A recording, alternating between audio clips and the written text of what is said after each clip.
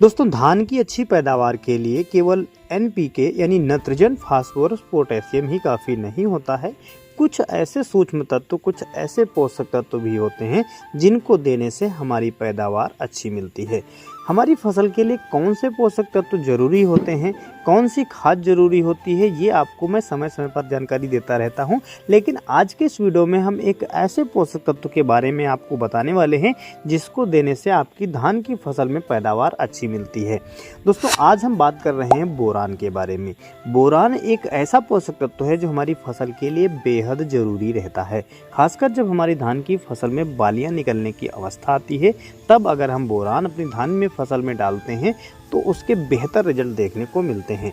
दोस्तों वीडियो को पूरा देखिएगा। आज हम आपको फुल डिटेल से बताएंगे कि बोरान आपको कब देनी चाहिए, क्योंकि स्टेज भी कई सारी होती हैं बोरान देने की। इसके साथ में क्या क्या आप मिलाकर दे सकते हैं, डोज यानी किस मात्रा में आपको देना है, और कौन कौन सी खादों के साथ में मिलाकर आप इसे दे सकते हैं, इसके फ़ायदे क्या क्या होते हैं, पूरी डिटेल से आपको जानकारी दी जाएगी।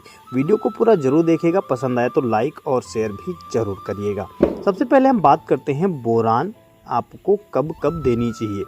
बोरान हमारी धान की फसल में सबसे महत्वपूर्ण हिस्सा रहता है, खासकर जब पेनिकल स्टेज होती है। पेनिकल स्टेज यानी जब हमारी धान की फसल में बालियां निकलना स्टार्ट होती हैं, दाने बनना स्टार्ट होते हैं उस समय। साथ ही साथ जब दुधिया अवस्था में दाने आते हैं, यानी जब गेन फिलिंग स्टेज होती है, दानों का भराव होता है, तब हमारी धान की फसल में ये स्प्रे बहुत ज़रूरी होता है। इससे पहले भी आपको धान की फसल में बोरान देना होता है। इसका जो सही समय रहता है वो है 30 से 35 दिन। 30 से 35 दिन पर पहला स्प्रे आपको करना चाहिए, दूसरा स्प्रे पेनिकल स्टेज पर, तीसरा स्प्रे आपको गेन फिलिंग स्टेज पर करना है। इसके बाद बात करते हैं कि आपको इसके फ़ायदे क्या क्या मिलते हैं।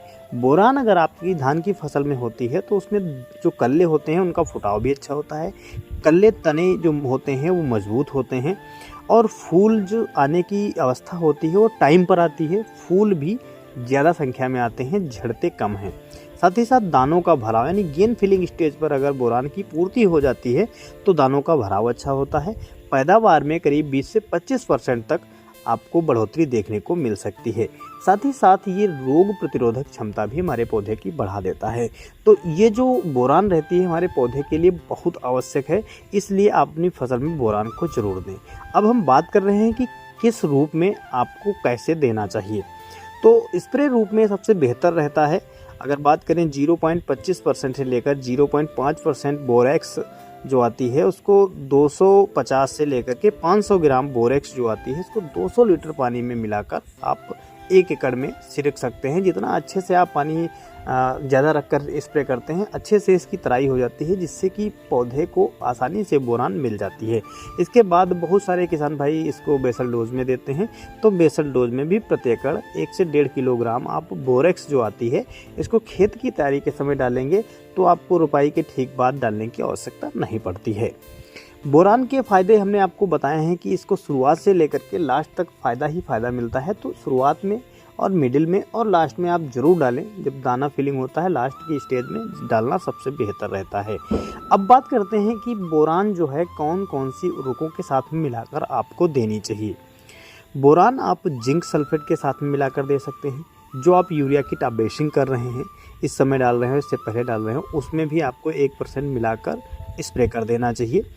अगर आप DAP NPK खाद दे रहे हैं खेत की तैयारी के समय, तब भी आप उस समय इसको ले सकते हैं।